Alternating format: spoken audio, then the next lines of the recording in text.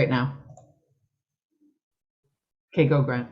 Good morning, good afternoon, good evening, wherever you are in the world. This is Grant Cameron, and I have a very special show tonight. We're going live.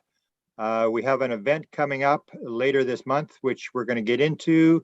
I'm extremely excited about a related event that's going to happen. I'll get into it. It involves messages, a message that was received that was decoded. There will be another message sent, but we'll get into this.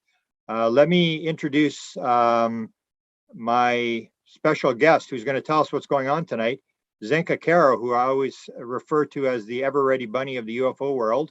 She has more energy than anybody I've ever seen in my life, and she's joining us. I just discovered this meditation event that's going to take place, this worldwide event. I didn't know about it until a couple of weeks ago when Jimmy Blanchette, who decoded this message, offered to send a message during this event. So welcome, Zenka, and thank you for coming on to share with me this very important event that's about to take place. And we're also joined by Annie, who is from Quebec. I didn't know that either. But Jimmy's from Quebec. I'm from Manitoba. So we have basically two versus one, two Canadians on here, and Desta, who has set this up for us, is also Canadian. So welcome everybody. And Zenka, explain to us what we're going to be talking about tonight and why it's important. Thank you, Grant. Yes, so Fire the Grid has been going on for many years. Annie can tell you a little bit more about it and the history behind it. But on February 21st, the whole world is going to come together in an hour of joy. So why is this important? Why does it matter? Well, as Dawkins has shown in his scale, joy is one of the highest vibrational states that we can be. And often I think it doesn't really matter what we're doing in our mission. You've got total rock stars like Grant that are really changing the bar and writing all these books and everything like that. But really, the most important thing is being in your joy. And you can tell that Grant is loving it because he can't stop writing books, right? But that's the point. So this hour, it's not just meditation, it's dancing, it's cooking, it's whatever you painting, whatever you love doing. And that's what's so important. So I can share my screen a little bit here. This is going to, if you go to firethegrid.world, LightNet has created a map that's going to track the number of people around the world that are signed up to Fire the Grid. So you can register here. You can click on this globe thing over here and actually move the globe around and look at who's signed up and where they're signed up. So this is where we really want to reach to the far, corners of the world and really get people in every country. Because if any of you guys have heard about the Maharishi effect, the Maharishi effect is a scientific effect, meaning when we all come together and get into a state of high coherence, right? When we're meditating, something happens. There's a super radiance that actually it's like a threshold. It's like an on-off switch. And when it's on, we have noticed in over 40 years with 53 research projects that we can cause a reduction in more deaths, reduction in terrorism, crime rates, emergency calls, suicides, car accidents, even less alcohol consumption, right?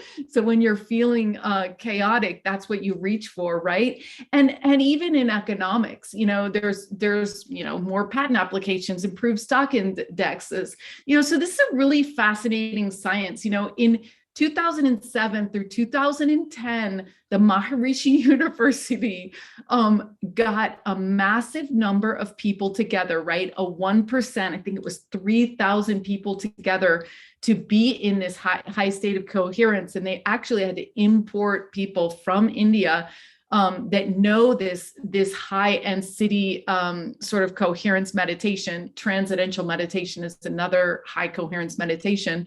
But they did it for 3 years because they really wanted to track this and trend this, right?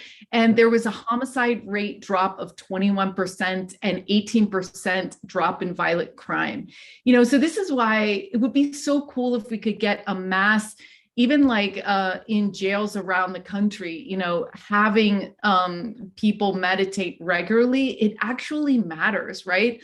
There's been tons of study. These are some of the major ones. They got 300 meditators together in 1978. And what they realized was it actually has a long-term effect on society. So it's not just like, oh, the day that they meditated, stuff actually goes better, This is like a year later, or all the way into 1980 from 1978, we're seeing a better outcome.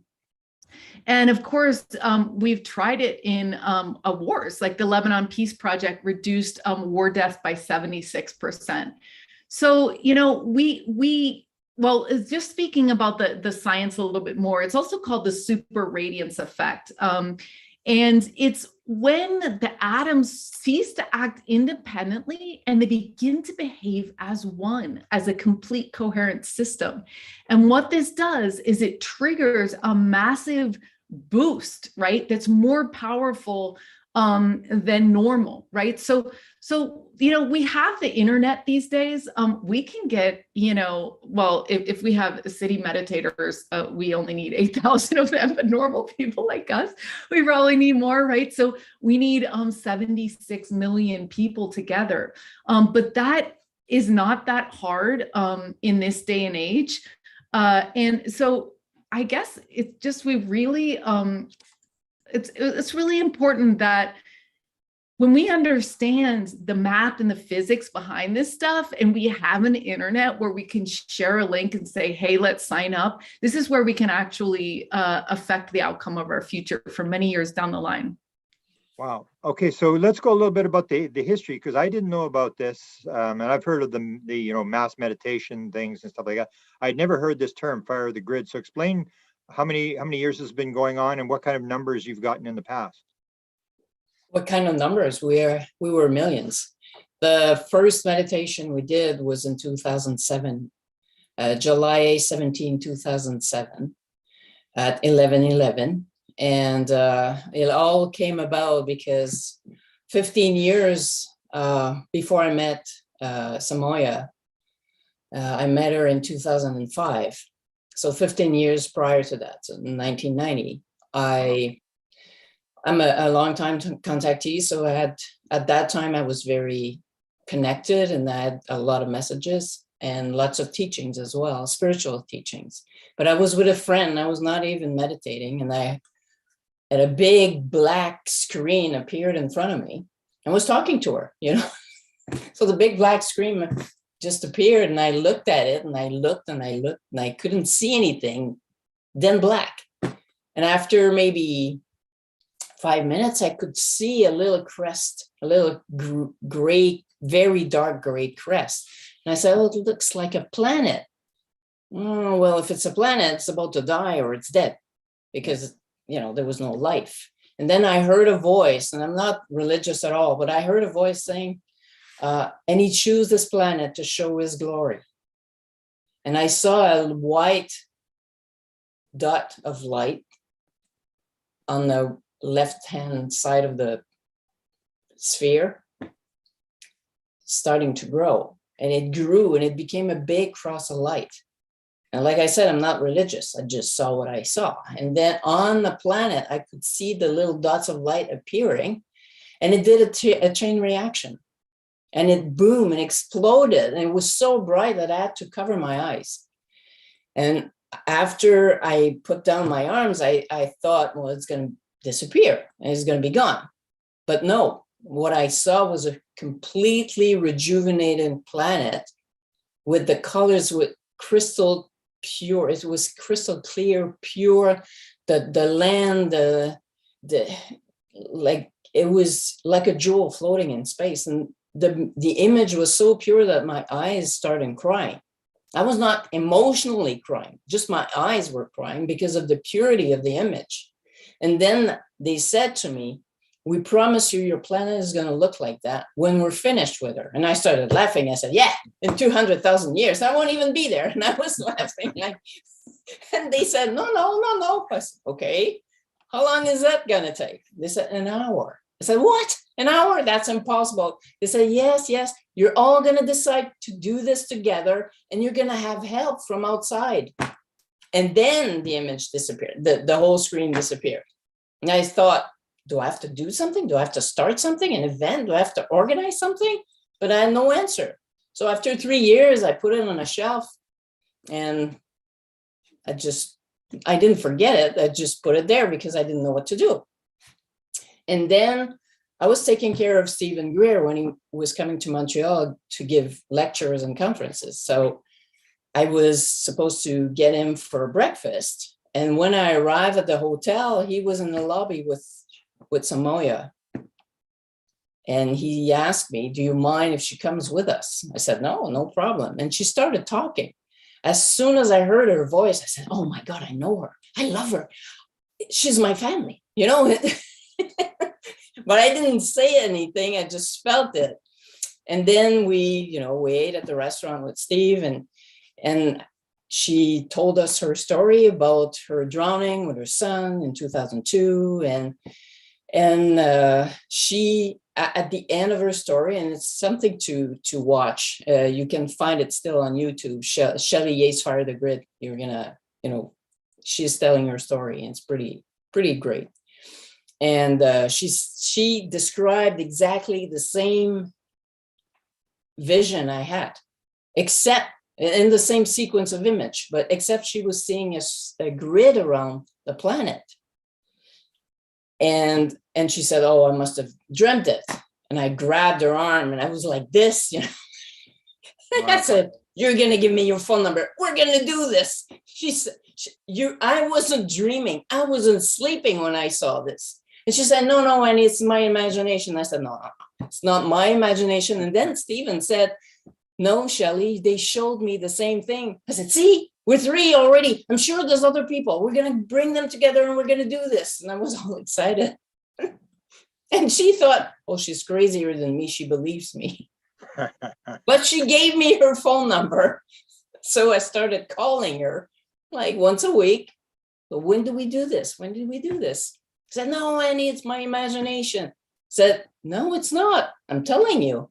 And she was just pushing it. And I was feeling she was going to be, because she has, she was a chronic depressed person. So I was feeling she was depressed and getting more depressed. And I said, oh, I'm going to send her my album with the song I did for Stephen, like Disclosure, Sky Sent Disclosure, that you can find on YouTube, that we gave for the project too. So I sent it to her and she received it and she started listening to it. And they told her, go in your bath. Because after her drowning, she had those gifts. She could see energy. She was hearing voices. Like she thought she was going crazy, of course. So she went in the bath and she listened to the music. And the song appears at the end of the album. It's the last song. And she saw, when I started singing, she was wondering when the song was coming. And I was singing in Latin at the beginning of the song. I sing in Latin. So she didn't know it was that song. But she saw a ball of light coming in her chest and growing and growing. And then she saw 2 threads of golden light coming up. And it went to a big spot over her. And it connected to it. And then boom, all the project came into her. Like the images, the sections, the 3 sections, the symbol, the 3 sections was the history, the problem, and the plan, and the forward letter and everything. But she said, and she called me, she said, like, they want me to, like, they want us to do it for free. And she said, why does God, want poor people to do things for free? I said, maybe to force us to work together. because at that time, the hosting and stuff, that was pretty expensive for someone who's poor. So, and the three of us were poor. And she said, well, the problem is we're going to need a site. Who's going to build a site for nothing? I said, I know someone. And it was my boyfriend at the time. So, and she said, oh, I'm sure you won't want to. I said, just write the letter how you got the project. And I'm sure he's going to come in and do it. And she did. And when he read it, he asked me, he said, does she know anything about graphic design? I said, no. She has trouble sending and receiving an email. And you have to think at the time, there was no YouTube and Facebook and no social medias, nothing. It was all emails. and so we said, okay, that's impossible. There's too much details for someone who doesn't know anything. It must be true. I'm going to do it. So we built the site and we send the letter, the forward letter. And after 2 weeks, there was 12 people coming on the site. He said, well, if the light beings want the world to be saved, they're going to need more people than that. I said, we did our part. Oh, yeah. And we didn't have money either to pay for the hosting. So she said, how are we going to do this? I said, I'm going to tell your story and I'm going to ask money, like $5, $10 to do it. The crowdfunding started. Wow. and I did. What year is this? In 2005, Okay. when we started. Okay. So I grabbed the money, I gathered half the money and the rest I put myself. And it started like that. And then after what Brad said, I said that to Shelley. I said, well, Brad said, we need more people than that. And I don't know what happened, but George Nuri got the message from a listener. Yeah. And he said, I want her on my show tonight. So he called her personally. He called her directly, not his secretary. He called her and he asked her to be on her show. And it was a Friday, I remember, and was for her, it was 1 a.m. or something. And I stayed up to listen to her. And she was nervous. And I said, just open yourself. It's going to come down. You're going to have the words. And she said, okay, bring it on. and she started talking. She did, it started from there. We got the next day, we couldn't go on the site. There was too many people. And I said to Brett, I said, I can't go in. He said, that's impossible with 12 people. It's impossible. So he looked at the rating. It was 60,000 people. Wow. And it grew and grew and grew. And within 2 years, 3 weeks before the event, we had 750,000 a day. Holy cow. That were reading the 6 pages we had. So they were not just passing, they were reading everything. They were interested. So, and I had groups, humanities team from Neil Dolan Walsh. We had the Reiki groups, yoga groups, everyday people. It was everywhere. I had people writing to me from Iraq, militaries telling me, we're going to meditate today in the middle of the war. Wow. And from every part of the world. So, and we did the meditation on the 17th, and it was amazing. I calculate, and it's a very basic calculation just based on the groups I have, the big groups, between 20, 25 million people meditated. Holy cow. And we had Princeton University. People were asking them to make a graph of that day. And we had a peak during the meditation on a day that was going down. So we had a big peak. So it was significant. We had an effect on the energy field of the earth. And why is it called a grid? The grid is because everything that is living, even that is not living, we had an etheric grid around everything that helps the matter to be cohesive and stay together. When that grid disappear, the object dies, or the person or the plant dies. So that's why the planet was in dire need of energy. What they explained to Samoya is that the human beings is a bridge between the energy of the cosmos and the planet. And we were not doing our job. We were cut off. We cut ourselves off from the universe. So we were not feeding the energy of the grid of the earth. So that was the goal of the first meditation, to feed the grid of the earth and reignite it. And that's what we did, because it was dying. And then we had a second and third, and they all had their reason. The second was to, once you bring that energy in, it stayed 1.5 years on the earth and it went around all the oceans and went in a cave in Brazil, a crystal cave in Brazil, and stayed there. And in 2009, this energy needed to go back. Of course, there's a movement to go back to the universe, and we could program it with what we want as a world, like a peaceful, harmonious, abundance for all, and joyful world for everybody and all the animals and what lives on the earth. So that's what we did. And on 2011, we needed to raise our energy as humanity, because we were going to cross a light barrier. At the beginning, the scientists didn't even talk about this. And they talked about it in 2010. And it was in 2011 that we had to cross it. And because of the energy change that was so drastic, we needed to raise our energy to help people not fall ill from the change. Because when the energy is too intense, you can become ill, like flu-like symptoms, and some people could die. So we raised the energy again to cross that light barrier, and we are in, and that's why everything that doesn't work on earth and doesn't work within ourselves comes to the surface, because the light is cleaning from the inside out.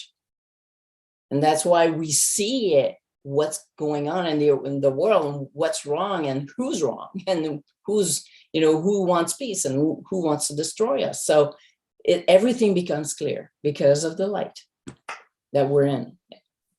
Let me ask you a couple of questions. Yes. This just sort of points out the fact there's this expression that the world will be saved by when the feminine energy sort of takes over. And I had no idea this was going on, which sort of shows that I'm in the sort of still a left brain male thing. So I'm glad to see that the women have been moving ahead and doing this return of the feminine energy to the world.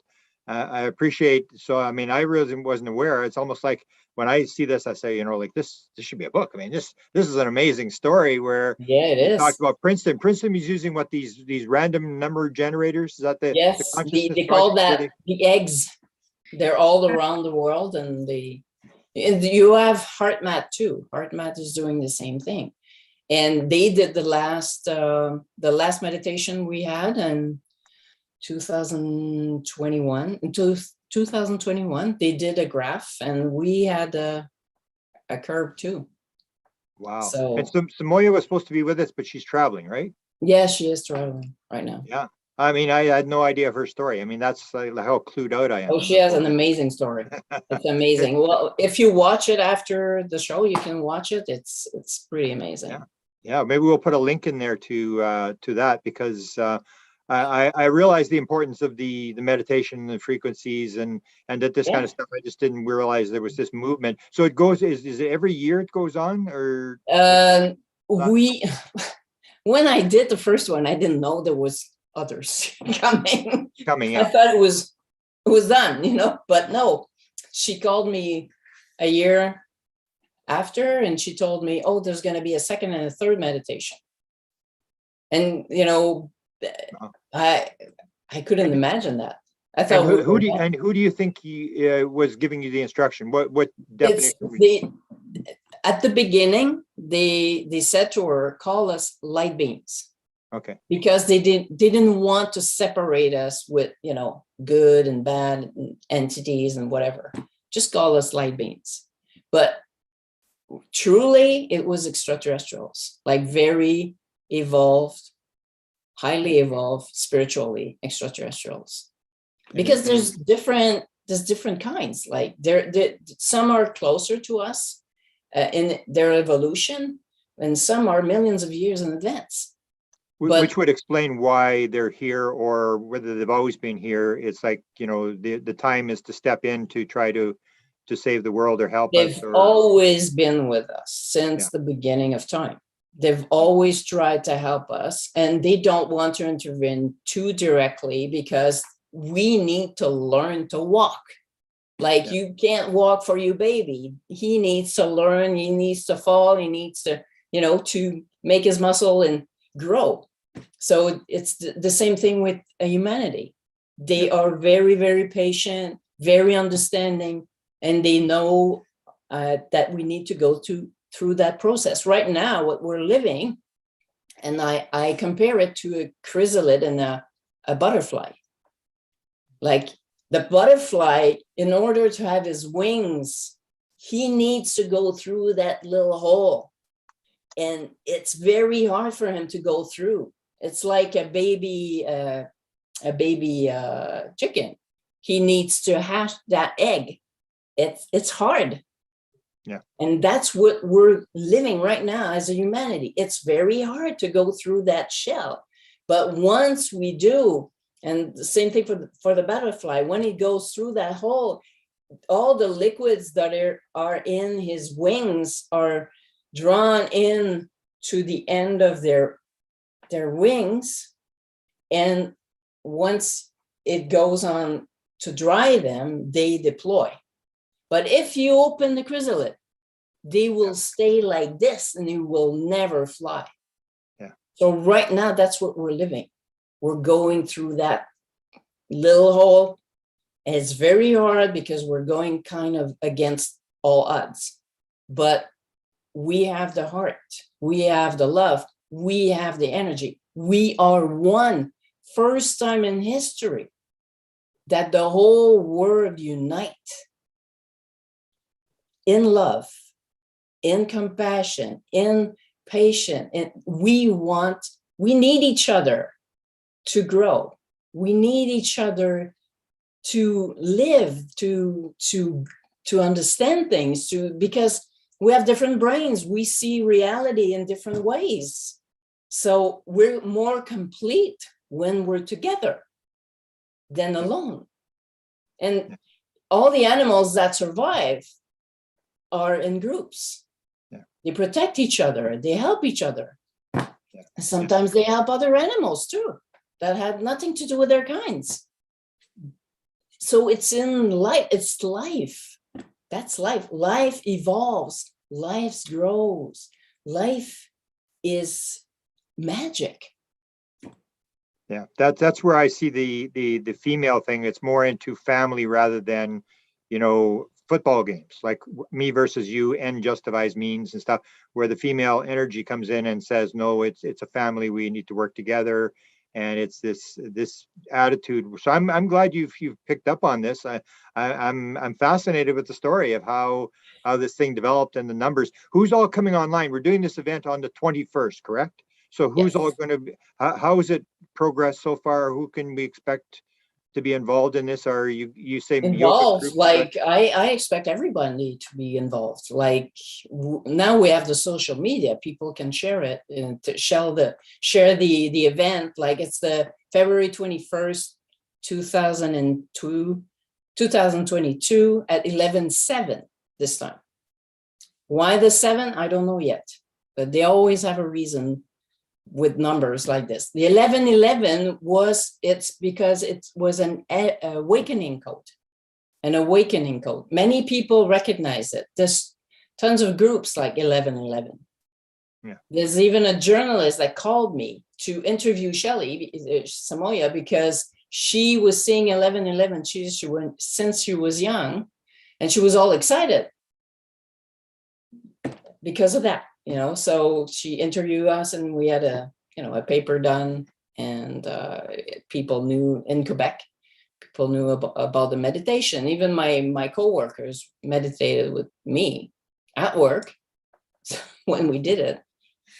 So And they have designated the time. I mean, these yes, intelligence they always do. The dates, they choose the dates, they choose the time. And there's who are they always a talking to? reason. There's always a reason. And sometimes we know after why. Like the first meditation, for example, there's 4 or 5 astrologists that came to her and they said to her, why did you choose that date? That date is very special. This conjunction of those planets, whatever they explained it to her, but there was a reason for that date too. So, yeah. Wow. Well, Tell me they a little know bit. it. They know our past, but they know also our future. Yeah. A little bit off track, but Yeah. I've written a book called Tuned in: The Paranormal World of Music. So I want to hear a little bit about your musical background and why this song and what the song means and the album. Can you tell me Okay. a little bit about that? Well, what you have to understand is it's not the songs per se. Yeah. The light beings, they encode music, books, film, movies, paintings, like anything artistic can be encoded by them. So what we didn't know when we did the music, some pieces were encoded with tones. When she died, when she drowned and she crossed over, she didn't cross over, she didn't go through a tunnel and saw a light. She crossed over and she was in a ship. Yeah. In the air, in a ship. And there was 2 kinds of ETs, small ones and very tall ones. They all had hoodies and their hands were very long, and they had liquid mercury, the color of their fingers.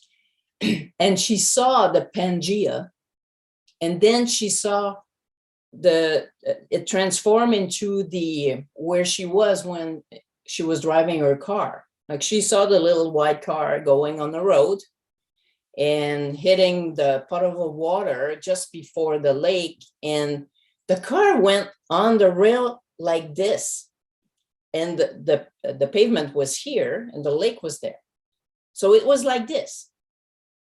And she saw the little ones throwing the dice and they won.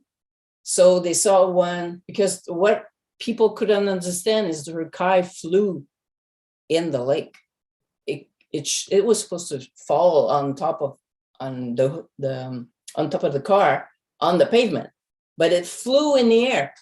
So she saw the little one do this, and the car flew in the lake, and she was with her 4-year-old, and of course the water came in, and they were upside down. So it was traumatic. But she tells a story in the Shelley Fire the Grid. So once she crossed over and she saw this, and they said they showed her tones, and they showed her how to decode those tones. So when she was hearing tones, she was hearing a message that was different than the lyrics of the song. Mm-hmm. So she was hearing what to do and why the song. And when we did the meditation a month before or 2 months before, they told her, we want Bradfield to put together an album for the event, an hour album for the meditation for the event. And we're going to give you like the albums, because we've done many albums.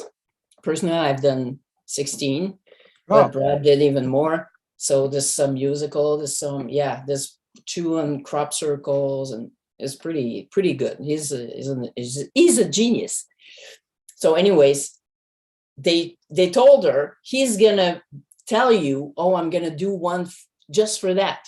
And they said, no. he needs to take the songs that are already there, just put them together on an album and make it, available to people. And it's called Light and Love, the album.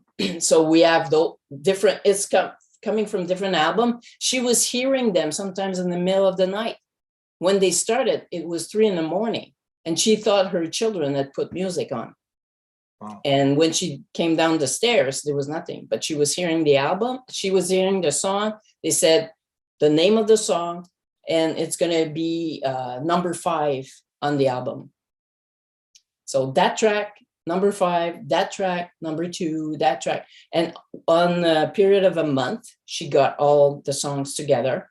And she told Brad, I need those songs on an album. And you're going to print it and send one to me. And he did. And we did the album and that album was played because many people bought it. Was played simultaneously all around the world for the meditation. Well, it was pretty amazing. Wow. So what happens? Do we have some music, or let's go through the day, maybe between you and Zenka, you can describe, because Zenka describes it can be all sorts of things that are going to happen during that day. So describe what people expect, and let's go back maybe to link up, relink or tell more about the website where people can go on, because a lot of people may have missed it at the very beginning. Go through that as well to tell people what to expect, where to show up. Fire the Grid World and this Fire the Grid too, but now for the map, it's Fire the Grid World. Okay. But maybe I can give you the link after. And yeah, it's on the screen now, so people can see the link there. Yeah. So they can link in there, and what do you want people to do on that day? Well, just be joyful, find something that makes you happy, and just bring that energy of happiness very high, the highest you can. Because when you do that, and they explain to us on that grid, everybody has a hexagon. Every living thing, even a mosquito, has a hexagon. We all have the same hexagon, every living thing, not bigger, not smaller. They're all the same. So explain that to me. What do you mean by a hexagon? Because I've heard the story from. Well, the grid you see on the Earth right now. Oh, I see. Okay. Okay. Well, of course, it's very big, so we can see it, but everybody has a tiny little one. And it's all linked together. Like every living thing have a hexagon. In the hexagon, you have a photon of light that circulates in it. And when you're happy, it goes very fast. And the happier you are, it floods it. When you're very happy, it floods it and goes everywhere because they're all connected. That's why the Maharishi effect comes from. That's where this hexagon goes like this and then goes everywhere. It touches, each person can touch 1,000 others, even if you don't know them. Just your energy just can affect 1,000 people. So did they explain all that? Because have you seen? No, you wouldn't. I mean, I don't know if you listened to the interview I did with Chris Bledsoe. Chris Bledsoe, famous experience out of North Carolina, and he talked about being on the ship, and when he's talking about the hexagons, and they're spinning, and they get bigger, and they're going, and I'm going, and when you start talking about hexagons, I'm going, yes. I'm feeling stupider as we go along here that I didn't know any of this stuff. It's sort of like, listen, don't feel stupid. You can't know everything. I don't know everything. Zenka doesn't know everything. We learn from each other. Teamwork. But it's like that link. I mean, when I saw that thing, that's exactly what Chris Bledsoe was describing. I'm going like, that is just wild. Yes, but this grid with hexagon is around your body as well. And it's around any object. This object, same thing. And the healers see that grid. Some healers see it.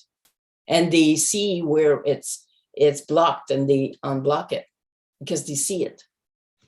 Unbelievable. The Boya talks about how sometimes you if you're either feeding the grid, right, with positive energy, Yeah. and sometimes you're having a really bad day and you're taking from the grid, which is Yes. okay, right? It's like Yeah. you're having a really down day, so you're going to pull that energy to lift yourself.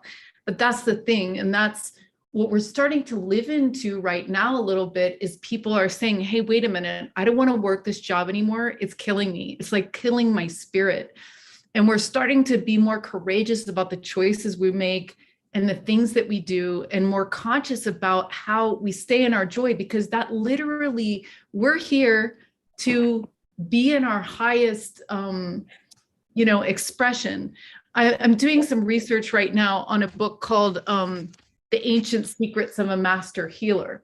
Okay. And this book is this idea that we can heal anyone using love, and they use tapping points and herbs. But one of the things they ask everyone when they're trying to heal them, and they pull people out of comas and all this stuff, they say, what do you want? What do you want? What do you want? So when you don't have what you want in the world, if you're not living in your vibration of joy, then you're literally dying, or you're becoming sick. And that's why we have an entire planet of brokenhearted people that are checked out on substances or TV or whatever, because we've lost hope that we can live the life of our dreams, that we can live in our joy. But the Yeah, thing, but there's also a process of evolution. Sometimes when you have setbacks, well, many times, it's because you have a lesson to learn, a spiritual lesson. Once you learn your lesson, you can go to the other lesson. And that's how we grow. Here, we learn by pain, sadly. But eventually, in the new world, it's going to be evolution by love and joy. And that's what we're preparing right now with those meditation. Joy.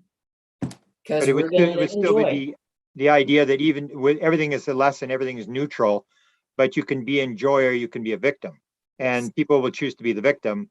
And once you do that, it's like Zenka says, you're taking energy out of the system rather than putting energy in. But that's the way we've sort of been told. It's like rape, pillage, kill, and steal. Whoever's got the most toys when they die wins. That's the male mentality that has been put out there, this materialistic thing. And that's why I've always believed that this feminine energy and the women are the ones that, if the world's going to get saved, it's going to be through the females waking up and hoping to get us all straightened out before we destroy ourselves, before the men destroy the place. Well, I wouldn't say that, because there are many men that we have to find the balance between the two. Yep. You know. Well, there's no balance now, though. I mean, now it's completely it's too far. Yeah, right now. But it's a process that we choose as humanity. Like we're not victims here. We chose that. We just don't remember. Yeah. So you choose your family, I didn't believe in that. Like, I've been taught all this, reincarnation. I said, okay, what's that? Yeah. They showed me and they explained to me why we reincarnate and how it works. And okay, so makes sense, when they explain it to me, it makes sense. But I was not I believed in God. I believe in a higher source, but I wasn't spiritual. Like, I didn't have, I had an interest in spirituality, but I was more down to earth. I didn't believe in what I didn't see. I was very rational and analytic. So when it all started for me, it was a huge leap. And the same thing for Shelley. She's still in shock. She's still in shock. She was very, very down to earth, and she didn't want to, it was her. She didn't believe in God and stuff. It was her against the world.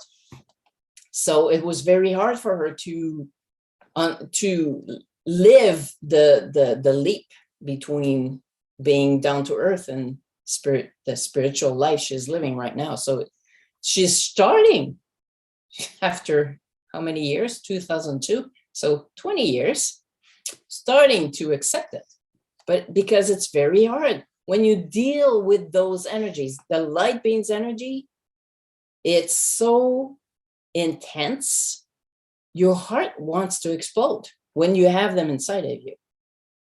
She was more like telepathic with them, but when they started to come in, it was harder. Like she had ups and downs even more, because everything that is unsolved comes to the surface to be cleaned up and to be understood. So it's a process too. So for me, it lasted, it was on many years that I had this, those experiences, but I can understand totally what she's living because I went through it, but not as, I was not as disturbed by it than her, but still, I understand perfectly why she's living it. Can I ask both of you what you do for daily practice in terms, are you do you get guidance? Do you feel you're being guided all the time in terms of what moves to You want to make? answer, Zenka, first? Yeah, so one of the things I do, it's interesting because the radios are starting to talk because it seems like they want to talk, which is interesting. No, let's go explain what that is, because people won't know, because okay, so this is critically important. This part of my story, the part I know. Yeah. Okay, so first of all, what I was going to say is I do synchronization every day, which balances the right and left hemisphere of my body for 20 minutes. And I usually have an out of body experience in that time. And it also, you talk about the male feminine, but we have both of those energies in our body. We have to, each one of us, have both of those things. So these, by the way, are part of Jimmy Blanchett's research project, and he is going to be on the 21st. He heard about the fire in the grid. He's like, oh, I think I'm supposed to do a big transmission that night, right? So Grant's interviewed him quite extensively about his work, and his work has translated into citizen science that hundreds of us have bought these radios. We put them on 144.1. Which is a harmonic of the speed of light. So it's almost a way to get out very directly into the upper realms. And we have encountered this experience where we're able to ask yes and no questions. And at least 5 of us that we know of are able to do that. And anybody else can do it too. You just set up a code with them and you say, I want 1 beep to be a yes, 2 beeps to be a no, 3 beeps is rephrase the question, and 4 beeps is clapping. So we take them on CE5s. I have them on all day long, and they basically share their opinion with me about everything. So it's quite interesting. And we put them on the spot the other day in a broadcast, and they didn't want to talk. So I don't know if they want to talk today, but we can ask them some questions if we want. So we could say, do you guys think that February 21st is a very important day? And I want to say that, Samoya hasn't gotten a push, or at least, to do a meditation for 10 years. And so this is a very significant upswing in saying, hey guys, it's time to do this again. It's time to do this again. And there's going to be one in 17 days, and then there's going to be another one a year from now. So it's really time for us to have that telephone, that domino effect that Annie talked about, where it's like, I tell you, you tell someone else, you get someone else to interview Annie on their show and someone else's show. It's going to take the Noris of the world to get this to the millions, but we can do it. But we did it with TikTok, like Sylvia did it. Yes. With Shelley, like she was doing TikTok for a while, and it grew to 10 million very fast for the last meditation. So, and yeah, we had 3 meditation, 2007, 2009, 2011. And then she called me, we have other meditation like 2019, 91, and 19, 20, 21, 22. I didn't know about 23rd because 23, it was not existing. That always surprised me. But yeah, we did. But she was she was saying, oh, I don't have enough material. Let me think about it. But in 2019, we didn't do it because she was not giving me any material. 2020, we could. So that's it. She's human, I'm human, and I take her when she's ready. Wow. So Yeah. are there any things that you do, Annie, to tap into the field and to bring down messages? I've what could I say? I didn't ask to tap in this. They opened my channel because we were going like this. They said, we don't have time to wait for you to, like, it would have taken 10 years of intensive meditation to do what you do right now, but we don't have time anymore. You're going too fast in the negative. We need you to come and do what you have to do. So at the beginning, it was very direct. They were coming inside of me and they were taking my place. Like, it's called a walkout. Yeah. And at the beginning, I couldn't stand it for 5 minutes because I thought my heart would explode. It was too intense. And I couldn't believe it. It was too far-fetched. It took me a year and a half to accept what I was living. They gave me proof, of course, because I was very rational. So they gave me proof, and all the, the love. I felt the love, and the spiritual teachings were very profound, and they were coming in my everyday life. So they really trained me to think a certain way, to see things a certain way. And now I don't really need them to be there because they're so loving, they're so caring. You fall in love with them. And it's painful. It's painful and you miss them because you're in hell compared to their world. And being stretched between the two is very, very, very hard because, of course, your instinct is, I want to be there. So you're not doing your work because you want to be there. So I said, okay, just go away. If you need me, come in my dreams because it's easier for me to deal with. Or you can show me or give me signs, but don't come directly like this. It's too hard. But I continue to work this way. But I know enough, and they said to me, you know enough now to just go on with your life and do what you have to do, because they showed me also to be independent of them. They said, always follow this. Even if we say something to you, you have to follow this because that's your guide. So they showed me to be independent, not listening to anyone else, just my heart. And that, for me, that's a sign that they're very wise, because a wise man don't want eternal students. They want to create masters.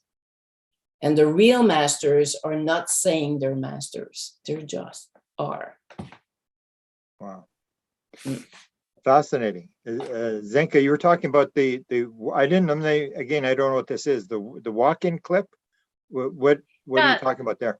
So, and by the way, I had a very similar experience that Annie had, where I had Technicolor brighter than bright. It looked like it was the middle of the day. I had my eyes closed, but it was not a dream. It was not a fuzzy thing at all. It looked like it was back projected. It was so bright. So it's interesting to hear you talk about that, because that's so interesting. So this is one of the clips where they talk about what is like a walk-in, basically. So we asked them. It's a beautiful gift. It's a beautiful gift. Are we going to be able to meet you in person and be allowed to remember it?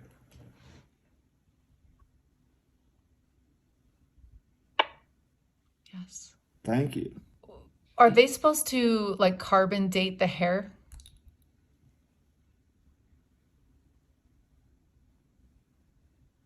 Discussion is happening. I feel like that's a big no. 1, 2, 3, 4. That was 4. Four. Yeah. No, That was 3. that was 3. Okay.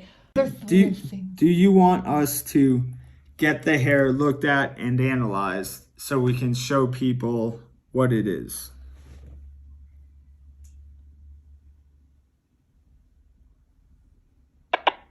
I see. No. That's what I told you. No. I said Well, no. Yeah. I will keep it as a personal gift you. and wait for further contact. Whether walk-ins can happen where a human can have an accident or something like that, and then another soul drives the body. Is that possible?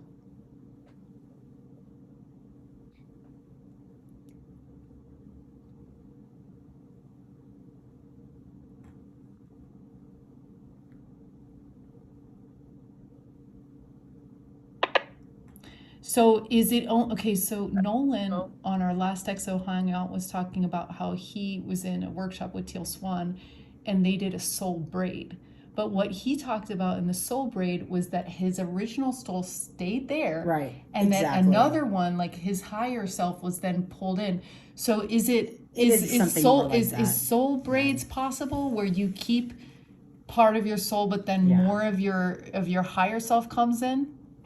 Yeah. And that's what I feel happened too, because It's not that like I don't have any memories of my previous life, but So anyway, it's interesting. Sometimes they don't want to answer specific questions about specific things, but sometimes they will share. And in her case, they were explaining that she was a soul braid. She had a before and after experience where she had a different soul coming in to Yeah. help her. And she's a very powerful leader in consciousness in China. And she also teaches when people have a high enough coherence, she teaches them then to make contact as well with star beings. Yeah. Me, they didn't replace me. I was there, like They were just right coming in. here. Yeah, They yeah. were coming in, but I was there. So I could hear everything and I could remember everything. Yeah. So that's how I learned. But at the beginning, the first time, Wow. he took my place and I asked the question in my head, are you from the Christic Light? And he answered with a male voice, like I can't even imitate it. Yes, I am from the Christic Light, like very. Wow. And I said, oh my God, I'm crazy, I'm gonna be in the loony bin. I'm gonna be thrown in the loony bin. And he, I didn't have control over my mouth or my throat. So, and he was talking and I was listening. But it's crazy when you live that because you're there and you don't have any control over what's happening. Yeah. So Let me make 2 points. Let me make 2 points on this. We should point out for people who aren't familiar with the radios that Yeah. both the radios, when you're showing that contact back and forth, are on the same frequency. So people will say, "Oh, it's just somebody sending a signal, whatever." Yeah. If it were, both radios would go off. Only one radio talks, and that's the thing that people have to realize is that Yeah.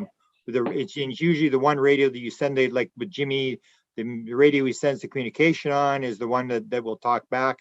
The others will remain silent. He's had them in microwave ovens, shielded, all this kind of stuff. And it's very, very specific. And as you pointed out the frequency, because a lot of people were pointing out, why is he hiding it? At the beginning, they weren't really saying what the frequency was. And people sort of picked up on this. And now I said, well, you can rest now because everybody knows what the frequency is. And it's a very important frequency. It means it has very great meaning and stuff like that. crystalline frequency. The other thing that I want to make a point on, you were talking here about this, and I've been working on this for a number of years, this whole thing about consciousness and what you would call a walk-in or what I would call a trans-channeler. I actually had Bashar agree to do this. I don't know if you know the story about Jay-Z Knight. She had, when she was doing the channeling, they did her DNA before she channeled and when she did Ramtha, and the DNA was different. And this is this idea with Paul Selig. And I don't think you know Paul Selig. If you know, he's done 10 books directly channeled, no changes in the transcripts at all and stuff like that. And he always says, when I do, people tell me my eyes turn bright blue. And then I'm thinking, oh, it's got to be. And then I'm waiting for him to talk about his spirit guide. And then he describes his spirit guide, bright blue eyes. And this is his whole idea. Is consciousness actually physical or is it mental? And that if you have a walk-in, and I'm trying to send a thing to IONS because they're working on this related, is to look at the DNA of trance channelers when they're channeling. Does the DNA change? Because you'll hear all these things like with people with dissociative identity disorder, like split personalities, Yeah, that yeah. these people will report one has an illness, the other one doesn't have an illness, one needs glasses, the other doesn't need glasses, they can speak different languages. And this is this whole idea that you have a second entity comes in, and you can, I maintain that when it comes down to it, you will be able to pick it up with a DNA swab, that DNA is changing inside that person. Well, it makes sense because the DNA works with the frequencies. So Yeah, of yeah. course, you change your Yeah. frequency, you change the DNA. I think we're moving All along pretty good here. frequencies. I mean, the stuff even I've seen tonight that I didn't realize, you know, with the hexagons and with these radios, I didn't know you were doing this thing with the radios where you're asking Well, questions. I didn't know that was going on. So that's Jimmy right. started this thing, and I even said to Jimmy, I sent it to, I don't know if you know this story. You know, Jimmy has made a lot of progress in the last couple of weeks on these things, and he will do another interview with him, and he'll update all the new things that he's discovered. And we put him together with the Rendlesham guy that's doing all that stuff on the Rendlesham. But Jimmy is from Quebec. And when I saw it, one of the things I was an expert at was when I first started, I had my sighting, and I just wanted to know what was going on. I knew I was going to figure it out, but somebody had to know. And I went to the Canadian government, and the Canadian government in 1950 to 1960 were using radios, and they claimed that they had contact. Wilbur Smith claimed he had contact. He was the head radio engineer for the Department of Transport, the top radio engineer in Canada. He was building radios and stuff like that, and he was using radios to talk to an being that he called Alpha. And so when I saw Jimmy, and Jimmy comes from Quebec, I said, Jimmy, when were you born? And he said, 1974. And Wilbur Smith died in 1962. And I said, I wonder if this is Wilbur A Smith coming back. reincarnation. I sent it to his son. I think his son is still alive. I haven't heard back yet, but I sent him because I don't know if he's on the internet. He's an older guy. So I sent him, and I said, just to let you know, somebody has continued your father's work. He was from Quebec. He now lives in the United States.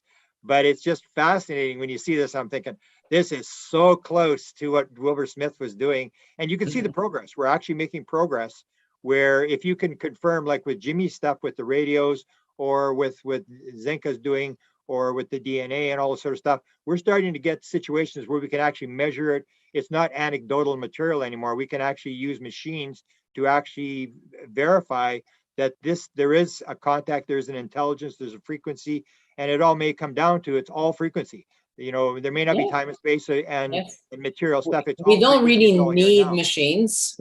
We don't really need machines. We do because we're too materialistic. Yeah. Once you tap in telepathy, you just do it. You just receive it and send it. And, you know, once you practice, this is more demanding to practice telepathy than having a device. But the goal is to show people that are not very into the psychic side of the reality that something else exists. Yeah. So it's a great tool, and I love it. I used it as well. And when I discovered it through your show, listening to your show with Jimmy, and seeing his videos and stuff. So that's why I contacted him, because I saw he was from Quebec. I said, oh, he's from Quebec. I'm gonna reach to him and get to see that what's that frequency, so we can do it. Yeah, and it's almost like the synchronicity that he came to me, because I had heard about this a number of years ago. I wrote a book called Contact Modalities, where I have the idea that everything is in the field, and it's your different modalities to get in the field. And certain people are channelers, and certain are mediums, and people have their different way of getting in the field.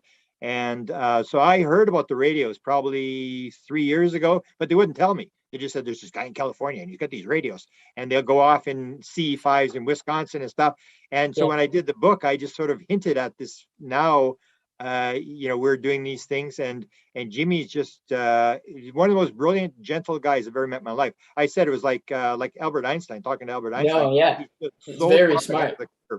So people should tune into that. And then tonight I learned all this new stuff. So I'm moving along here pretty fast in terms. Yeah, but it's all linked with the it's all ETs. linked, sure. All linked with the ETs. that have been there through our lives, like through history, to help us to grow. So that's why this, when people say to me, oh, there's good and bad ETs, I said, no, that's disinformation. I'm sorry. I agree. Disinformation. I had contacts in like for 50 years now. Never had anything negative happen to me. Never. But Okay. though the things I had negative were coming from humans, not ETs ever. Because think about it. You travel through time and space. Yeah. If you travel to time and space, if you are able to do that, you are able to create whatever you need whenever you need. Yeah. Why would you want to do anything with like mining gold on Earth and making us slave? Come on, doesn't make sense. Like you're a discoverer, you're a scientist, you're curious, you want to know how those people that are not that evolved go with their lives, and you want to help them, but slowly, like you would help your kid to learn slowly, not too much, because you don't take a toddler and put it in university, it won't work. Yeah. That's why they're not coming and help us like many people want to, but it wouldn't work because you haven't learned your spiritual lesson. I'm sorry.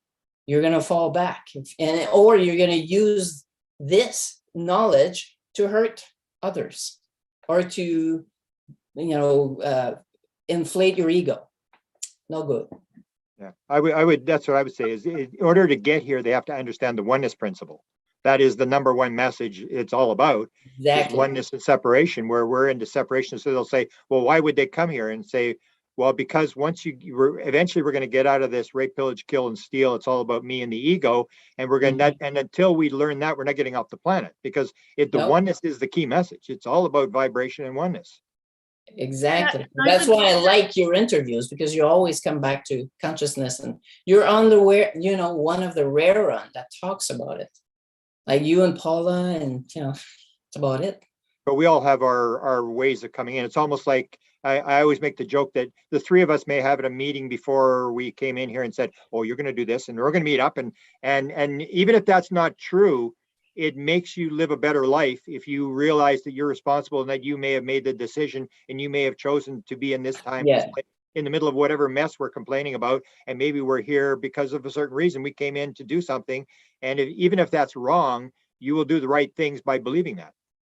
Yes, and you're gonna help others have better lives, and that's the goal, to help each other to grow and have fun doing it. Like, have fun.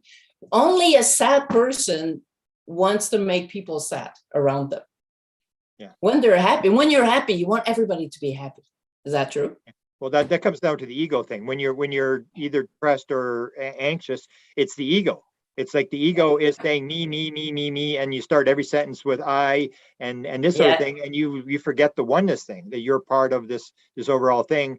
And if people commit suicide, that's the ego finally wins, and because it's all about me and it's that separation thing. We believe that we're separate from everybody else, and we start to feel sorry for ourselves, and the ego takes control, and that sort of thing. But it's true that in a way that we think we're separated. And if you compare us to the animals, like birds, for example, or fishes, they go in the sea and they all are synchronized because they have their grid together. The 100 monkey theory. Yeah. Like once the monkey, the 100 one, understand and learned, all the others on the other island did the same thing. So there's an invisible grid between us. And some people are very disconnected, but because when you are connected to others by the heart, you cannot hurt someone else without hurting yourself. Yeah. It would stop, all the violence would stop right away if people were feeling what they were inflicting on others. And that's one of the important things I think that's so profound about the Fire the Grid project, is that Number one, I get the feeling that we are in a hyper graduation phase right now. So it's like, You're right. we're going to be able to, like, people, instead of having to do 600 lifetimes, they can do it in 6, because the conditions are high learning environment. It's very intense. Yeah. And the other thing is that we graduate, we sink or swim together. So when my life starts to get really good and things start to be positive, then my best friend is also having positive, and the guys, then someone else is calling me like, oh, Yeah. so it's like, we're all connected, right? So if it goes well for me, it's going to spill out on that grid pattern, and it's going to go well for other people. And when heart maths they talk about, what have you fed the grid today? Like, what kind of emotions have you fed the grid? Because it is kind of a responsibility. And I mean, you were saying, Annie, that like, oh, it's like almost like mind blowing, the world adjustment, the frame of reference to adjust to the fact, hey, there are other dimensions, there are people that are higher consciousness, there are star beings, they're talking to us. But even crazier than that is this concept behind Fire the Grid that's saying, hey, you want to stop a car accident today? What do? You spend some time in joy, you meditate. Like, that is crazy. We have proven through 53 studies that being in a good vibe, feeding the world with good vibes, taking care of yourself, doing your self-care, doing your whatever you need, right, to be in that presence, is actually going to cause the crime rate to go down. Have you seen what's happening in Canada right now with the truckers? Like, it spilled around the world, that love. I was seeing, through the 2 years we were in confinement and stuff, I was seeing the groups like manifesting everywhere. Like, they were all separated, but they were all manifesting and being together in their own country. Now it's just linked together, all this. And you feel it. People are happy. People help each other, people feed each other, people take care of each other. That's our nature. But we needed that 2 years of deprivation, of emotional exchange, like hugs and love and seeing our loved one, and all those connections that we had, going to the restaurant, going to the gym, like seeing our friends. We were deprived. Especially the adolescent and the children. That's the worst part. But now we all came back together, and nothing is going to stop this wave. It's a tsunami. Tsunami of love and joy and light. Yeah. And the Fire the Grid is going to be the cherry on the sundae. There you go. So let's sum it up for people. What the date is, February 21st. Go through a little bit again, where to go, what we're hoping to happen, and well, I'm gonna probably do a live meditation at that time, so people can join on YouTube. And those who wants to do something else, like anything that makes you joyful, anything that brings you joy, and you amplify it. You become conscious of this joy, and you see it in your mind and your heart grow. And you see the earth becoming a big ball of light with people that are happy and joyful and caring for each other. That's what I want you to visualize. And you can practice it every day until the event and after. It's gonna be even more important for the next year, because we're gonna go like from there to there, and it's gonna grow exponentially. And at the end of that year, in 2023, the two realities of Earth are gonna split definitively. So there's gonna be two realities. And it's not the first time. The Mayan are talked about it. There's two worlds that are separating at one point. It's the fifth time, I think, it happens, that we're going to be in just the fifth world. It's going to separate, and Dolores Cannon talks about it as well. So there's one that is going to continue to evolve in love and care, and the other one is going to go. Yeah, so this is the big code fork. This is the time for us to help each other and lift as many people if they're having a bad day, smiling at the person at the checkout. You maybe like have empathy, right? And you can go to firethegrid.world and sign up, get your city to spike up. And if you know someone in another part that's not even lit up at all, call them and have them register, right? So that we can really see all this stuff, this globe really come alive. Yeah. And share And it. if you have friends, you can do it together. Like Yeah. your family that you want, like having fun together. And you'll be doing this at a strange time in your time zone because it's at 11:07 GMT. So it might be 3 in the morning, it might be 4 in the afternoon, whatever it is, it's going to be fun. It's going to be worth it.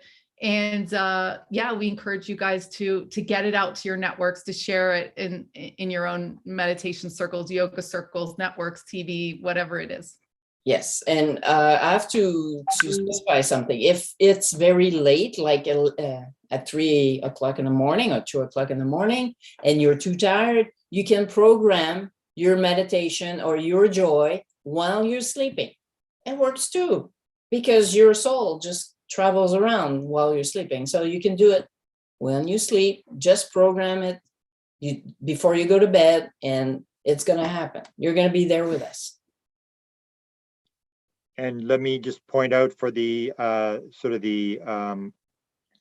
the males who may not still understand consciousness, because a lot of people still don't understand consciousness. The example we can use that Annie and I will both know is the Canadian soccer team, who is undefeated, has beat everybody, has not done this for like 40 years, basically can't lose. So it's like the team that wins is the team that all works together. The minute you have a prima donna on a team that says, I'm special, I don't have to do, or the Super Bowl team, when they go into the huddle, everybody does exactly what they are supposed to do. They're working together. And if you go in the huddle and everybody says, I'm going to do my own thing, don't tell me what to do, and it all breaks down. It's this oneness that you can actually see in the Canadian soccer team that has gone from nothing to one of the top rated teams in the world. And it's just a big story in Canada. And it's this oneness principle that when we work together, everything elevates. When we don't, things fall apart. You're right. So we are one already. We have a new world already. We have to put our emotions, our positive emotion, in that reality that is there already, because there's no past, present, and future. There's only the present, and we create our future from our present. So we have to think and feel that it's already there. This new world with joy, happiness, compassion, sharing, helping each other already exists. My last comment is Brett Oldham, who was on the ship. He was not happy to be on the ship. He was talking to a tall gray. He was very upset. And he said, let me ask you a question. What's your concept of God?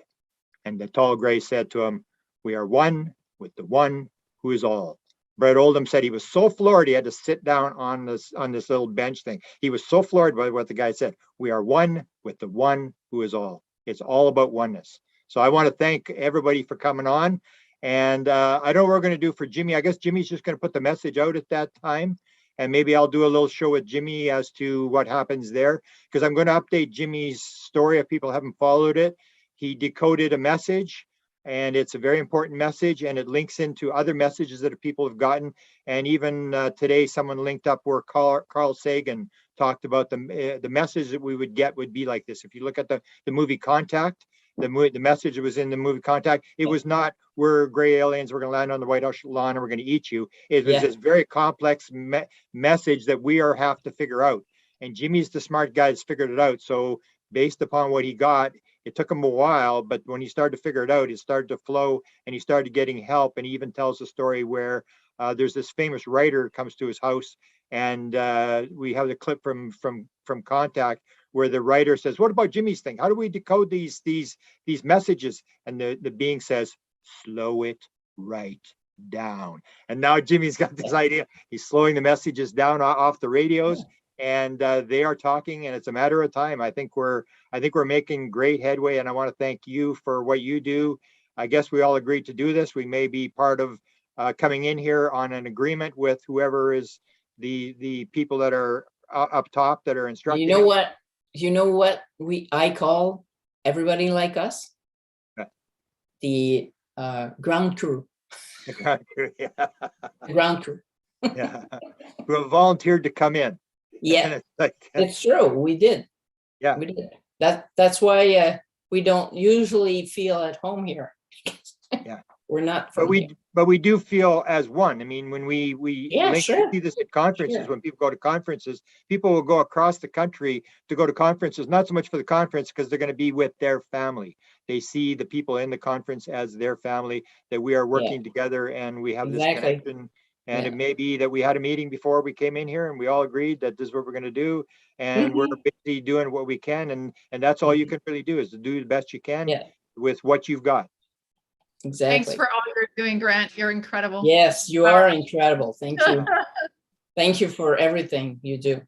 Beautiful. Thank Love you. you. And let's update this maybe after. We can have a little session, and I'll Sure. do the one with Jimmy as to what happens there, and it'll work out. I didn't, again, I apologize. I did not realize the numbers that would get and the people that are involved, and I'll do whatever I can to make sure people get the message and get involved. Yeah, and I know we're gonna have help from our friends there. Sure. Beautiful. Beautiful. Yeah. Okay. Exactly. Thank you very much, Grant, again for Namaste. inviting me, and Okay. thank you, Zanka, for your presence. It's great for Okay. everything you do too. Annie, for this big